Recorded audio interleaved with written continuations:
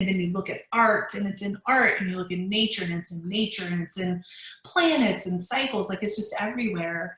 All of a sudden, this world that's super huge becomes understandable. Like, oh, it's energetic patterns, and it repeats itself, and it will show itself in the petals of a flower, or the legs on an insect, or, you know, how many days are in between moon cycles. Like, all of these are patterns, and it's not that hard to understand once you understand what the pattern is.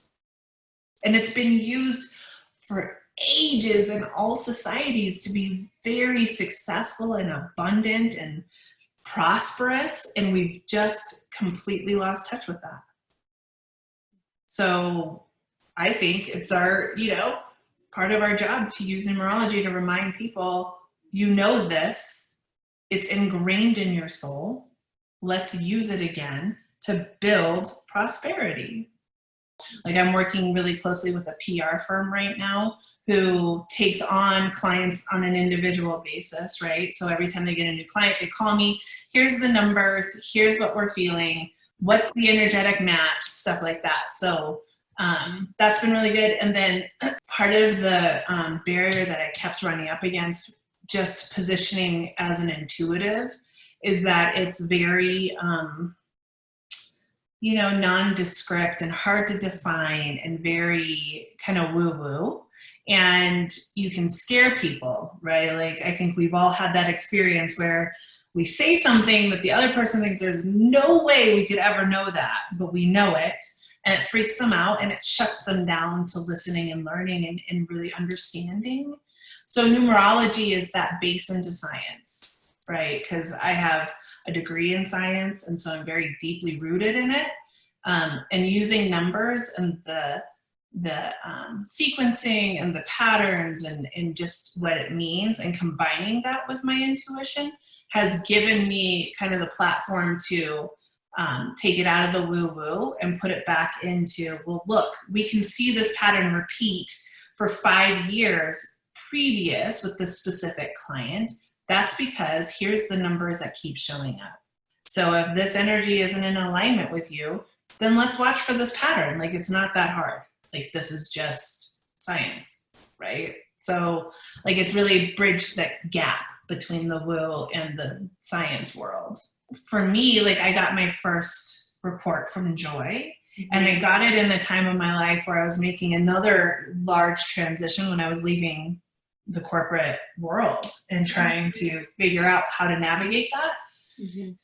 And she did my report for me. And one of my lessons is I learned through loss, right? So all of a sudden, all of this negative self-talk that I had going on about how I should have left earlier, why didn't I see this coming, you're psychic, you didn't know what was going to happen. All of a sudden I was like, oh, well, I learned through losing things. And so I was giving myself an opportunity to really learn this lesson and learn it well so that I could move on and grow. And so now, like, that was really kind of an aha moment for me. Like, this is how I chose to learn in life, was by having large monumental learning things happen to me through loss. Yeah. So now I have the ability to say, Melissa, why are you holding on so hard to this? Like, do you need to learn through catastrophic loss, or can it just be like, hey, if you keep going, right? Like, if you keep going, this is going to get real bad, and you can already see that, and you know you learned through loss. So let's just go ahead and learn the lesson now. It's like always hindsight's 20/20, right? So it's always like after the moment passes, you're like, oh, that's what that is. But like, for me, because I like to have such deeply learned lessons, like, I just like to learn deep. Yeah. Like, when my heart starts to feel like, hey, something's really heavy in here, like, that's usually a clue. Like, are you learning through loss right now? Like, what's happening? So it's like helped me cue into my body too. Like, okay, something's coming. An enlightenment. It's much easier for me to accept that I learned through loss because this is my coding Yeah. than it is for me to accept that this is just what the universe brings for me. Yeah. Right? Oh my God, like the whole idea of the universe punishing us. Yes. Ugh. Okay. Yes. Love it. So like the fact that numerology is incredibly personal, but also hits on that knowledge base that we all are taught we need to have in order to believe anything. It's an opportunity to really understand yourself and what you're bringing to the world. And once you have that energy and power behind you, the natural thing is to want to share it. Because it becomes so easy to identify and to see and to notice. And I've even brought it into my son's classroom because Porter's a 6. Oh.